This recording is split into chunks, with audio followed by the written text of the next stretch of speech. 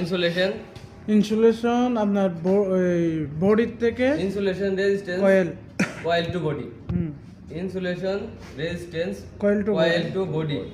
আচ্ছা এই যে এই জায়গায় আমি কয়েলের এক প্রান্তে ধরলাম, এই দেখেন এই তারটা শুধু কয়েলের ভিতর থেকে আসছে, এই যে দেখা যায় কয়েলের ভিতর থেকে এই তারটা আসছে, কয়েল টু বডি, বডিতে ধরলাম। ওই যে মিটারটা দেখাও, মিটারে কোনো মান দেখাইছে?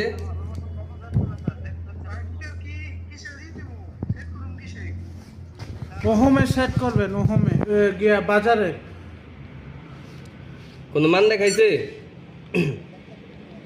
আপনাদের কেমন ইনসুলেশন দেখেন আমি টেস্টে এদিকে আনেন। এই যে মিটারে প্রথমে আমরা কি দেখেন এটা অফ, অফের থেকে আমরা বাজাজ পয়েন্ট যেটা আছে বাজারে সেট করব। সেট করার পরে এক প্রান্ত ধরবো, আবার ডিস্টার্ব।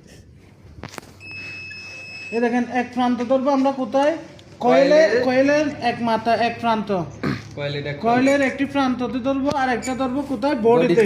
নিউট্রাল প্রান্ত যেটা আছে নিউট্রাল প্রান্তটা ধরবো বডিতে, আর ফেস প্রান্ত যেটা আছে এটা ধরবো কয়েলের এক প্রান্তে। কয়েলের যে তার বের হয়েছে কয়েলের থেকে যে দুইটা স্টার্টিং আর রানিং কয়েল, দুইটা কয়েল জানেন তো আপনারা,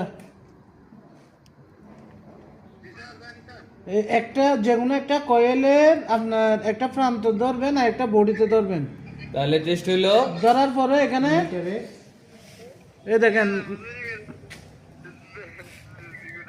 ক্লাব মিটারে কোনো মান দেখায় নাই, মান দেখা যাবে না,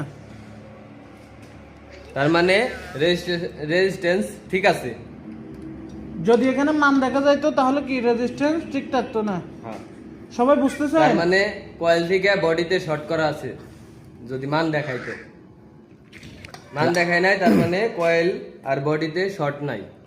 একটু কয়েল ঠিক সবাই আছে। গিয়া করিয়েন, শক লাগতো, তাই না? response করিয়েন। যদি বুঝে থাকেন তাহলে রেসপন্স করিয়েন। ঠিক আছে, দ্বিতীয় টেস্ট।